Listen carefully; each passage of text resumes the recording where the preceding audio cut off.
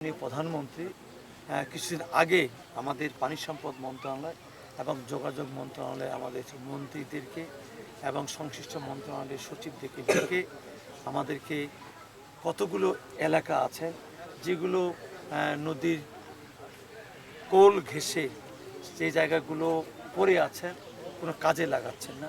ঠিক যোগাযোগ মন্ত্রণালয় যে জায়গাগুলো আছেন কাজে লাগাচ্ছেন না, সেই জায়গাগুলোর একটা পরিমাপ আমাদের কাছে চেয়েছিলেন সারা বাংলাদেশ জুড়ে। সেক্ষেত্রে কিন্তু আমরা আমাদের মন্ত্রণালয় থেকে আমরা মাননীয় প্রধানমন্ত্রীকে আমরা সেই সংখ্যাটা জানিয়েছি আমাদের কতশো একর জমি পড়ে আছে, এবং সেইখানে আমাদের সিদ্ধান্ত হয়েছে যে বাংলাদেশকে আমরা যদি বিদ্যুতের স্বয়ংসম্পূর্ণ করতে চাই, আমরা বাংলাদেশের বিদ্যুতের ঘাটতি যদি আমরা পূরণ করতে চাই, সেক্ষেত্রে আগামী দিনে আমাদের সোলার প্ল্যান্ট নির্মাণ ছাড়া আমাদের অন্য কোনো রাস্তা আমাদের মধ্যে খোলা নাই। সেক্ষেত্রে মাননীয় প্রধানমন্ত্রী আমাদের বাংলাদেশের যে